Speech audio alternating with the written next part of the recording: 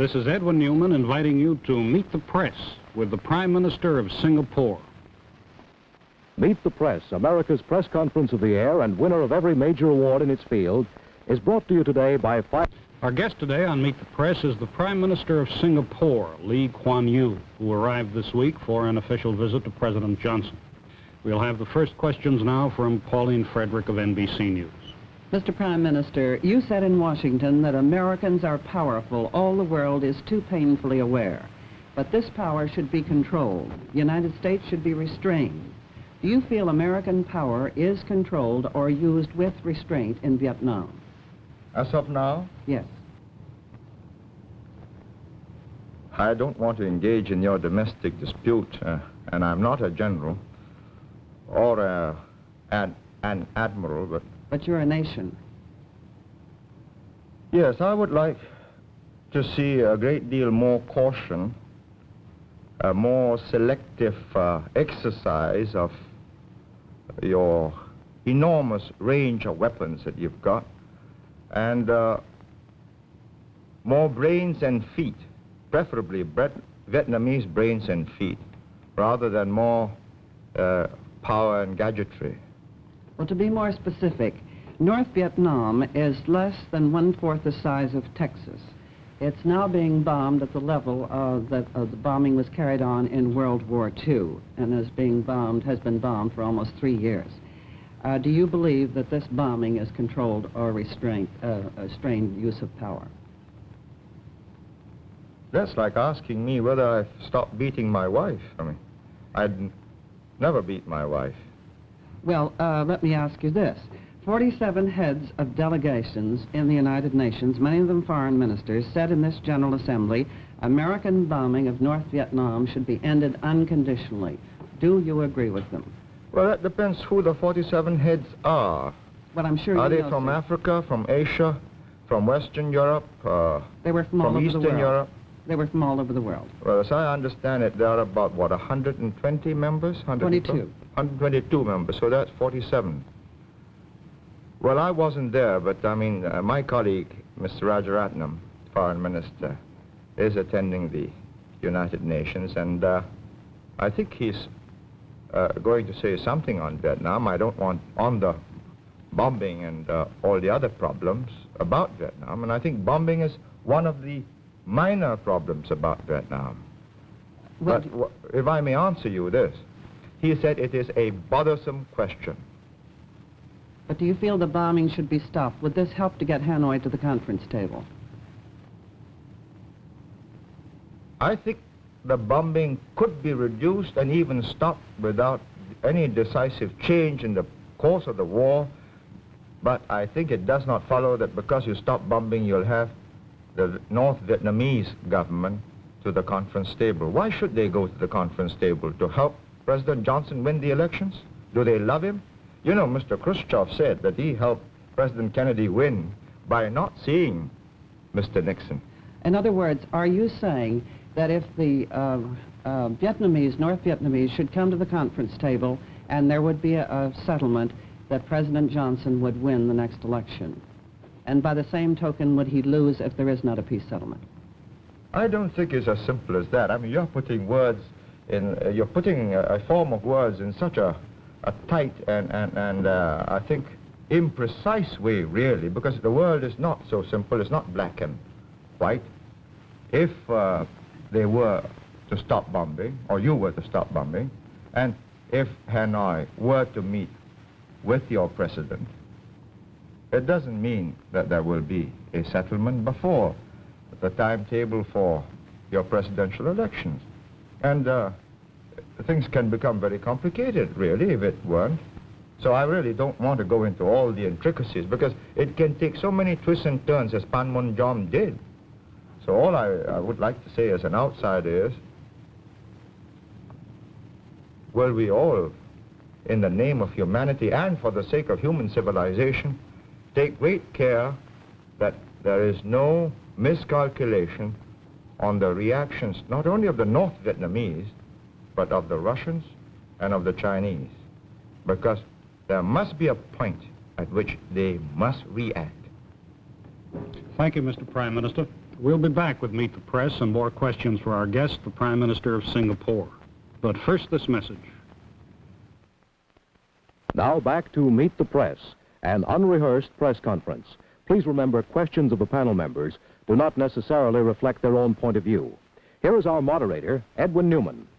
Resuming our interview, our guest today on Meet the Press is the Prime Minister of the Republic of Singapore, Lee Kuan Yew.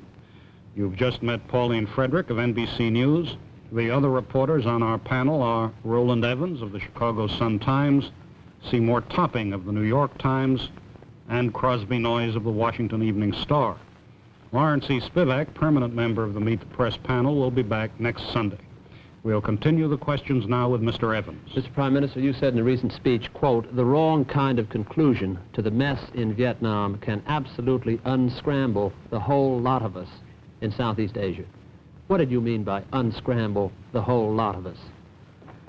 Well, one of the problems in Southeast Asia is that it consists of relatively new and fragile independent nations. They've just become independent since the Second World War. And the great problem is the will to resist. And it melts very easily because people, particularly in the world over, they want to be on the winning side. But in Southeast Asia, because they are small countries, because big armies have come, Europeans came, the Japanese came, you know, you bend with the wind like the bamboo, as the Chinese saying goes. And if it looks as if the east wind is growing stronger than the west wind, then people start bending that away even before the wind comes.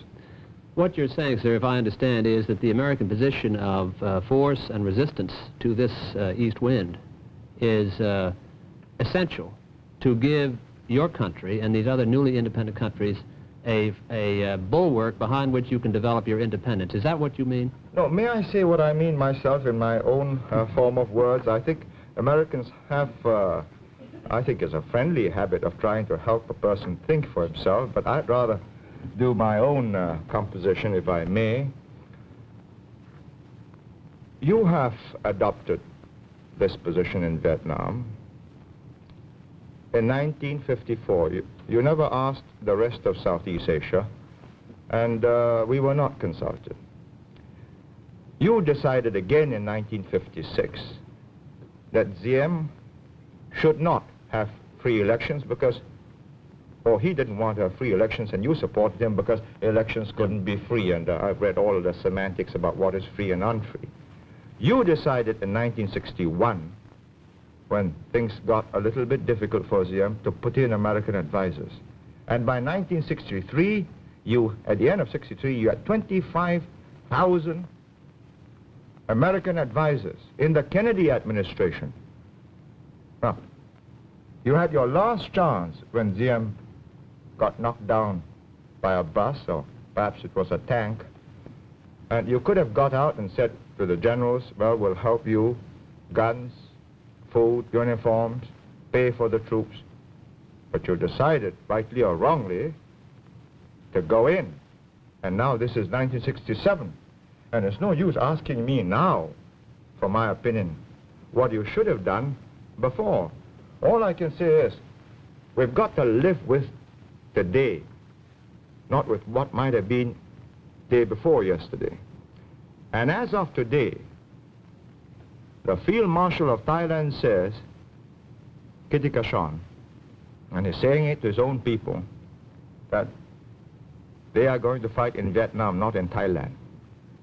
Well, I take that to mean that if that is gone, he's going to anticipate history, and you know, the Thais have this great sense of the future, and as good anticipators of history, if they make a kind of adjustments in their postures arising out of what they think is a failure in Vietnam, well, I don't think the Tunku in West Malaysia has got very many years, in spite of all his armed forces.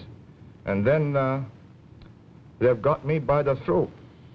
Mr. Topping, Well, if I may again do what my predecessors here have done, recall a speech you have made. Some years ago you said, the Vietnam experience shows that however massive the military cover, however enormous the economic assistance, if the leaders of the people in whose name and whose behalf military cover and economic aid are being given do not set out to secure their own salvation, the end result still is perdition, both for the helper and the helped.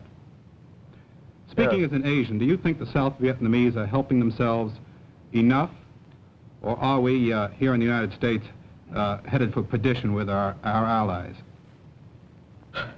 Well, you're asking me a very difficult question. I'm not making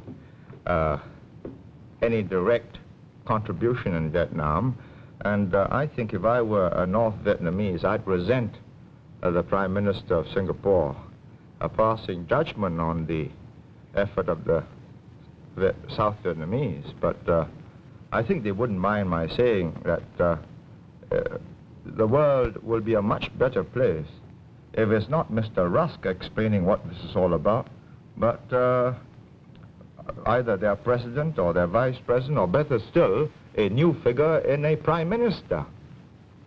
You know? Yes. Forward-looking. Of South Vietnam. Forward-looking, independent, determined, and most important, sincere and honest.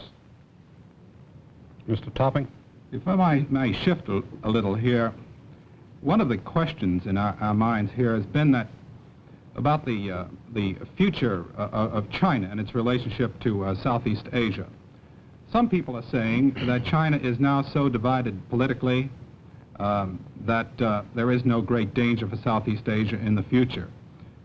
Speaking as a Chinese who understands China, can you make an estimate or a guess as to the future of China? Do you think in the near future it will become again a unified country, a strongly unified country that might represent some kind of a danger to Southeast Asia? First of all, I can't speak as a Chinese because I'm a Singaporean. I'm of Chinese ethnic stock, and I think this is crucial. I mean, if you ask me to speak as a Chinese... As an ethnic Chinese. Yeah, well, you know, the Chinese People's Republic in Peking will be... I think quite rightfully indignant, and so will the other aspirant in Taipei. But speaking as a Singaporean, with some of the built-in memory programming of the Chinese people, I would say that if you believe that the Chinese people will just splinter up into so many warlord communist committees, each governing a province or even part of a province, then you will make one of the gravest mistakes about Asia.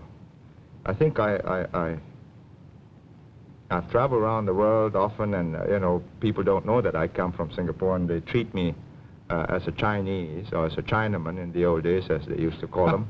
And they used to say, Chiang Kai-shek, you know, in the middle 40s, and nowadays, of course, Mao Zedong. I'd say that they are determined as a people to unify and build a modern, powerful, wealthy Chinese nation. And I say good luck to them. And I think the moment they get prosperous, good luck to me, because I'll be much safer. I don't believe, however, you know, the simple theory that they're just going to send their armies across and eat up Southeast Asia. It's too simple. And it's too simple for you, for the Americans, and for us, because then it's naked aggression. The whole of South Asia will gel together and meet an incoming invader.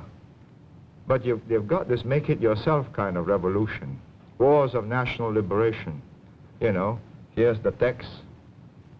We've got an instructor. He'll teach you how to organize, and we'll slip you a few guns and more if necessary. And if it gets more difficult, well, surface-to-air missiles, and so on. And I think this is the problem, that each of the individual governments in that region must use the time that you are buying in South Vietnam for the rest of the world, particularly Southeast Asia. I'm not saying you're doing this, you know, just for Southeast Asia. You're doing this for yourself. But it so happens that I think I believe that it might get a bit difficult for me if there's a sudden evacuation.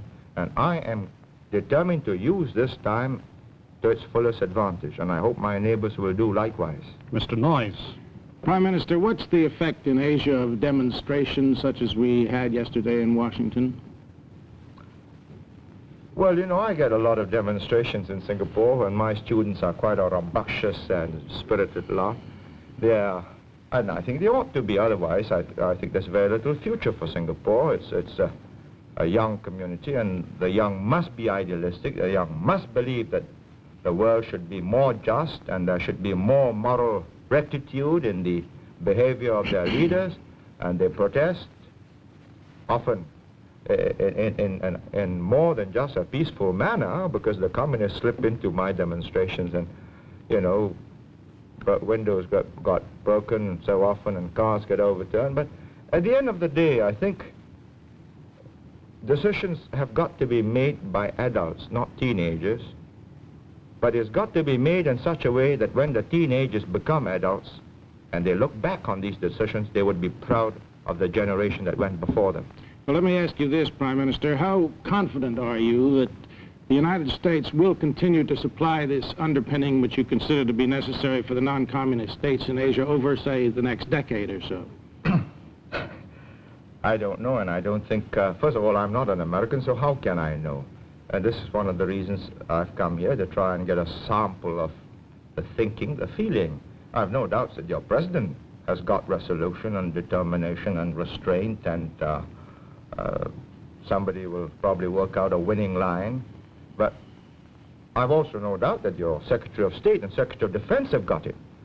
But what I think in your kind of open democratic society, you must demonstrate, in which I've really come here to try and understand better, to watch the proceedings in your presidential elections next year, is whether you, as a people, have got that resolution, that stamina, that perseverance, and, most important of all, infinite patience and a capacity to hold back your desire to settle this quickly and get it over with, because this is a very different kind of war. The other side is not in uniform, you are. Do you believe that CETO, the Southeast Asia Treaty Organization, in its present framework, provides an adequate guarantee to Southeast Asian security? Well, you know, when it happened in, I think, 1954, 55, Mr. Nehru and quite a few other leaders like President Sukarno were very vehement in their denunciation, and even the Tunku Abdul Rahman of Malaysia was critical, and so was I. And I think looking back now, it really didn't meet the situation, because it was so very different from what you did for Europe. You know, in CETO, when an attack takes place on a member country, is just an attack against a member, and the others will take note that this is a breach of peace and a danger to the area. But in NATO, when an attack takes place, an attack on one is an attack on all, and they all respond. And you know what's happened. I mean, who has responded in South Vietnam? The Pakistanis have not, the French have not, the British have not, and probably for very good reasons. And until you convince Asia that you consider Asia as important to you, as Americans, as Europe was to America, you're going to find a lot of Asians like me rather critical and really doubting, because 90% of you have come from Europe. You understand Europe better than you understand Asia. Some of you understand Asia very well because you make specialized studies of the subject. But as a people, and finally, it is the mothers and fathers watching this television screen and seeing what is happening to their sons, and all the sweethearts also watching this, that will decide. And if you want people to take a stand, you've got to demonstrate that as a people you've got what it takes, that Asia does matter to you. Ms. And Frederick. that's matter to the free world. Excuse me, Ms. Frederick. As you call it. Mr. Prime Minister, in answer to one of my questions, I believe you said, and I hope I'm quoting you correctly, in the name of humanity, great care should be taken that there be no reaction by the Russians and the Chinese. They must react. Would you tell us under what conditions you feel the Russians and the Chinese might react to what is going on in Vietnam, and whether there is any possibility of it now as you see the picture? I think really you ought to put that question to Mr. Khrushchev, Mr. Brezhnev and Mr. Kosygin, and probably Mr. Mao Zedong and Marshal Lin Piao or Zhou Enlai.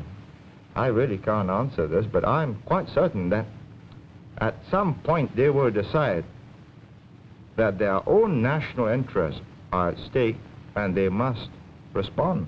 Excuse me, gentlemen. Ms. Frederick, we have a little more than 3 minutes left. Mr. Evans. Mr. Prime Minister, you made it clear that you are concerned about the resolution, particularly beyond the '68 election and into the future of the U.S. in Vietnam and in all of Asia, that our interest is stable and long-term. Would it not help resolve that difficulty, as you see it, if your country put a small token force? You only have 2 million in your population, I understand, but if you put a small token force into the field to assist in the work that is being done over there against what we call aggression from the North, wouldn't that help the United States to resolve this issue? I don't see it as my duty as the Prime Minister, an elected Prime Minister of Singapore, and not a client state of the United States. I'm not in receipt of your aid, nor am I here to seek aid. I'm doing all right. I hope to do more trade with you. And I don't think it is the duty of the elected representative, leader of Singapore, to go and involve his country in a situation which can end disastrously for his whole people. And as I've said, if there is no resolution shown, and God knows what can happen between now and November 1968, you tell me what happens to all your allies who have gone in with you in South Vietnam. Mr. Topping. Well, in connection with what you've just said, I remember once you said, in fact, I believe you said it to me, when we were talking about your neutrality, you said, I am not neutral where the survival of my people are concerned. Now, if your survival does depend upon how well the United States and the South Vietnamese are able to do in Vietnam in the sense of containing the Asian communists, don't you think you should help more directly? I think my survival is not threatened yet.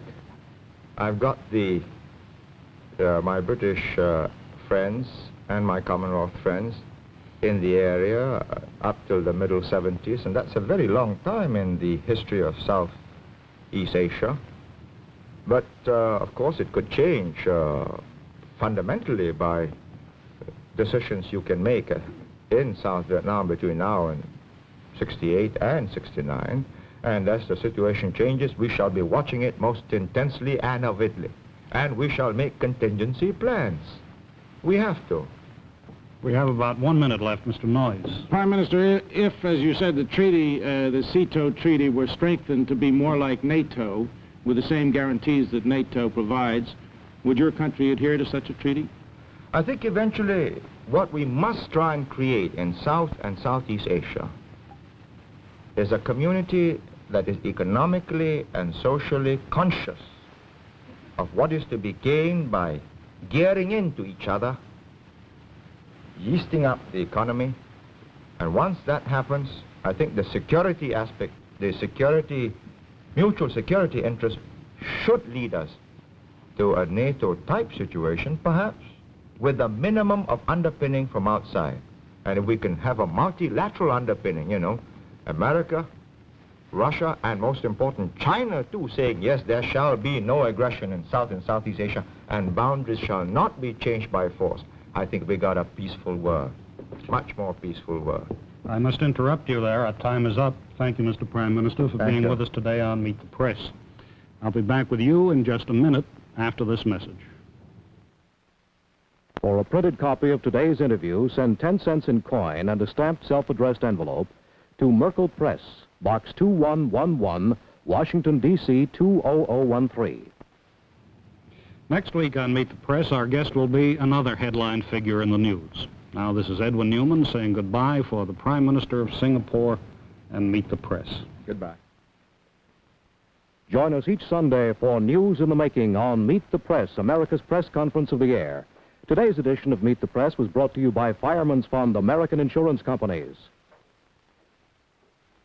It could be Vietnam or right there in your hometown. Wherever and whenever the news breaks, you can expect the best comprehensive analysis of the news right here on NBC. This is Howard Reed speaking.